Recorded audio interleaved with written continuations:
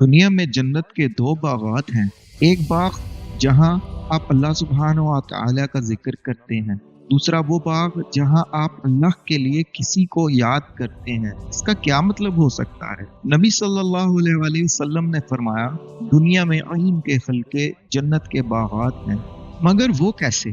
اللہ سبحانہ و تعالی آپ کی تعریف فرما رہے ہوتے ہیں، فرشتے آپ کی تعریف فرما رہے ہوتے ہیں، جہاں آپ کا نام عزت و مرتبہ میں بڑھایا جا رہا ہوتا ہے۔ اسی طرح نبی صلی اللہ علیہ وآلہ وسلم نے فرمایا، جب تم کسی بیمار کی عیادت کے لیے جاتے ہو تو 70,000 فرشتے تمہارے ساتھ موجود ہوتے ہیں، اور اللہ سبحانہ و تعالی تمہیں جنت میں بہت سے پھلوں والا ایک باغ عطا فرماتے ہیں۔ سبحان اللہ، لوگ اس دنیا میں بیمار کی عیادت کے لیے پھول لے کر جاتے ہیں تاکہ اسے احساس ہو کہ وہ ان کی دعاؤں میں یاد ہے، اور اللہ سبحانہ و تعالی جو کسی بھلائی میں پیچھے نہیں رہتے، ان لوگوں کو جو بیمار کی عیادت کرتے ہیں ایسے خیرت انگیز باغات عطا کرتے ہیں جن کے پھول اور خوبصورتی کا تصور بھی اس دنیا میں ممکن نہیں۔ لہذا جب آپ اللہ کو یاد کرتے ہیں یا کسی کو اللہ کی خاطر یاد کرتے ہیں تو آپ کے جنت کے باغات میں اضافہ ہی فرمایا جاتا ہے۔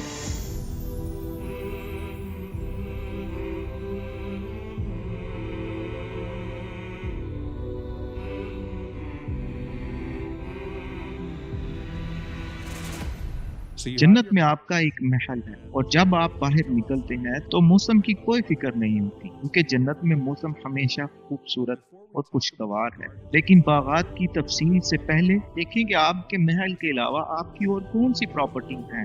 یاد کیجئے، اللہ سبحانہ و تعالی نے آپ کو صرف رہائش کا مقام نہیں دیا، بلکہ آپ کے ارد گرد حسن اور خوبصورتی کی عمارتیں بھی عطا فرمائی ہیں۔ جنت میں جب آپ باہر نکلیں گے تو آپ خیمے دیکھیں گے، جو پیویلین یا بڑے خیمے ہیں جو مہمان خانوں کے طور پر بنائے گئے ہیں۔ امام ابن القیم رحمۃ اللہ علیہ فرماتے ہیں، یہ خیمے محلوں یا بالائی کمروں سے مختلف ہیں۔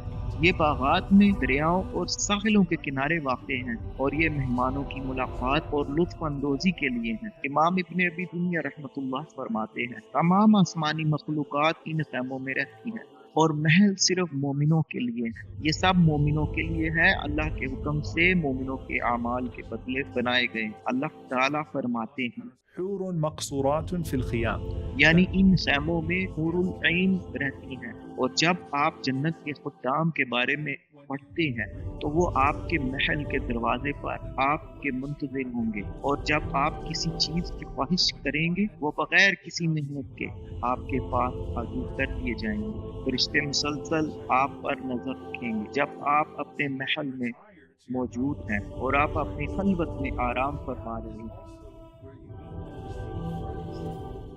یہ خیمے وہ جگہ ہیں جہاں آپ اپنے دوستوں سے ملاقات کریں گے۔ جنت میں یہ ملاقات گاہیں مجالس کہلاتی ہیں۔ اگر آپ کسی صحابی کے خیمے میں تشریف لے جائیں گے یا کوئی آپ کے پاس آئے گا تو آپ ایک دوسرے کا استقبال انہی خیموں میں کریں گے، اور وہاں بھی سبحان اللہ خلوت اور پرائیویسی کا خاص خیال رکھا جائے گا۔ نبی صلی اللہ علیہ وآلہ وسلم نے فرمایا، مومنوں کے لیے جنت میں ایک خیمہ ہوگا جو ایک کھلے موتی سے بنایا گیا ہوگا، اور اس کی لمبائی 60 میل ہوگی، اور جب وہ اپنے مہمانوں سے ملاقات کریں گے تو ایک دوسرے کو کوئی نہیں دیکھ سکے گا، یعنی پرائیویسی جنت میں بھی برقرار ہے۔ حضرت ابن عباس اور حضرت ابن مسعود رضوان اللہ علیہ نے فرمایا، یہ خیمہ ایک کھلے موتی کا ہوگا جس کی اونچائی 1 فرسخ اور چوڑائی 50 فرسخ ہوگی۔ 1 فرسخ تقریباً 5 میل کے برابر ہے۔ ان خیموں کے 1000 دروازے ہوں گے جو سونے کے بنے ہوں گے، اور ہر دروازے سے ایک فرشتہ اللہ تعالیٰ کی طرف سے تحفے لے کر داخل ہوگا۔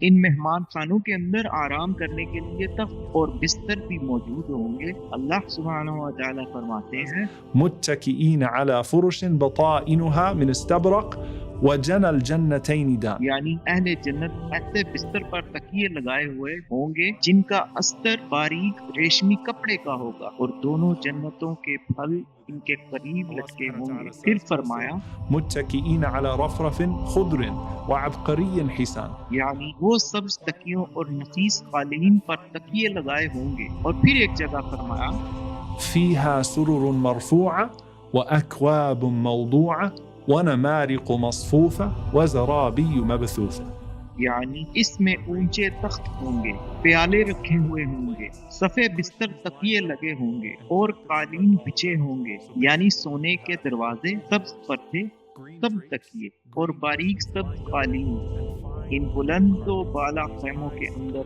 موجود ہوں گے۔ یہ سب جنت کے باغات میں واقع ہوں گے۔ اب خود باغات کی بات کریں، دنیا کے حسین مقامات میں کیا چیزیں ہوتی ہیں؟ خوبصورت ریت، گھاس اور پانی۔ جنت کا مرکزی اسٹرکچر بھی یہی ہے، حیرت انگیز باغات جو آنکھوں کو مسرور کر دیتے ہیں اور دل کو مکمل سکون عطا کرتے ہیں، اور وہاں وقت کی کوئی قید نہیں۔ کوئی شخص اگر ایک پھول کو 100 سال تک دیکھتا رہے تو فکر نہیں ہو۔ اب زمین کی بات کرتے ہیں تو نبی صلی اللہ علیہ وآلہ وسلم نے فرمایا، جنت کی کنکریاں موتی اور یاقوت کی ہیں اور اس کی مٹی زعفران کی ہے۔ ایک اور روایت میں فرمایا، اس کی مٹی زعفران ہے لیکن اس کی خوشبو کستوری یعنی مشک کی ہے۔ ابن القیم رحمۃ اللہ علیہ فرماتے ہیں، اس کا رنگ زعفرانی ہوگا اور خوشبو مشک کی ہوگی۔ یہ حسن اور خوشبو کا بہترین امتزاج ہے۔ بعض روایات میں نبی صلی اللہ علیہ وآلہ وسلم نے فرمایا، جنت کی زمین سفید خوشبودار مشک کی ہوگی، یعنی مختلف رنگ و سطحیں اور ہر ایک دوسرے سے زیادہ۔ حضرت ابراہیم علیہ السلام کی روایت میں آیا ہے کہ جنت کی زمین سفید مشک کی ہوگی جس کے ذرات نرم اور باریک ہوں گے، یعنی جیسے سفید ریت والا ساحل مگر خوشبو والا۔ نبی صلی اللہ علیہ وآلہ وسلم نے شب معراج کی رات فرمایا، جبرائیل علیہ السلام جب جنت کی زمین پر قدم رکھتے تو خوشبو اٹھتی۔ سوچئے، جنت میں ہر قدم سے خوشبو اٹھے گی، زمین کا لمس اس کی خوشبو، اس کا رنگ، سب جنت کی لذت ہے۔ ایک حدیث میں فرمایا، جنت کی زمین سفید ہے، اور دوسری روایت میں فرمایا، وہاں کافور کے ٹیلے ہوں گے جہاں لوگ جمع کیے جائیں گے اور اللہ ان پر اپنی رحمتوں کی ہوا چلائیں گے۔ جب صحابہ رضوان اللہ علیہم اجمعین ان باغات کا ذکر سنتے تو دنیا کے باغ انہیں معمولی لگتے۔ جب حضرت ابو طلحہ رضی اللہ تعالیٰ عنہ نے یہ آیت سنی، لن تنالوا البر حتى تنفقوا مما تحبون، یعنی تم نیکی اور اس کا بدلہ حاصل نہیں کر سکتے جب تک اپنی پسندیدہ چیز اللہ کی راہ میں نہ دو۔ تو وہ نبی صلی اللہ علیہ وآلہ وسلم کے پاس آئے اور کہا، یا رسول اللہ، میرے پاس مدینہ میں ایک باغ ہے جو میرا سب سے قیمتی سرمایہ ہے۔ یہ باغ مسجد نبوی کے سامنے تھا جس کا نام بے روحہ تھا، جس میں چشمے اور درخت تھے۔ ابو طلحہ رضی اللہ تعالیٰ عنہ نے کہا، میں نے اس سے بڑھ کر کوئی اور چیز محبوب نہیں دی، لہٰذا میں اسے اللہ کی راہ میں دے رہا تاکہ جنت کا باغ حاصل کر سکوں۔ اور جب حضرت ابو درداء رضی اللہ تعالیٰ عنہ نے یہ آیت سنی، من ذا الذي يقرض الله قرضا حسنا فيضاعفه له، یعنی کون ہے جو اللہ کو اچھا قرض دے تاکہ اللہ اسے کئی گناہ بڑھا کر واپس کرے۔ تو نبی صلی اللہ علیہ وآلہ وسلم کے پاس تشریف لائے اور کہا، میرے پاس 600 کھجوروں کے درختوں والا باغ ہے، میں اسے اللہ کی راہ میں دیتا ہوں۔ جب وہ اپنی بیوی کو بتانے لگے تو وہ اپنے بیٹے کے ساتھ کھجور توڑ رہی۔ انہوں نے کہا، اے ام دہدہ، اس باغ کو چھوڑ دو، میں نے اسے جنت کے باغ کے بدلے میں بیچ دیا۔ ام دہدہ رضی اللہ تعالیٰ نے فوراً اپنے بیٹے کے ہاتھ سے کھجوریں گرائی اور کہنے لگی، saying ربح البيع ربح البيع ربح البيع، یعنی یہ تو بہتر سودا ہے، یہ تو بہتر سودا ہے، بہترین سودا۔ نبی صلی اللہ علیہ وآلہ وسلم نے فرمایا، کھجوروں کے کتنے ہی گچھے ابو درداء رضی اللہ تعالیٰ عنہ کے لیے جنت میں موجود ہوں گے۔ اب تصور کیجئے کتنے جنت کے باغات ہیں جن میں آپ بیٹھے ہوں گے، یعنی علم کی مجلسوں میں۔ کتنے جنت کے باغ ہیں جو آپ نے بیماروں کی عیادت کر کے کمائے، اور کتنے جنت کے باغات ہیں جو آپ نے دنیا کی چیزیں اللہ کے لیے خرچ کر کے خریدے۔ یا ایتھا النفس المطمئنہ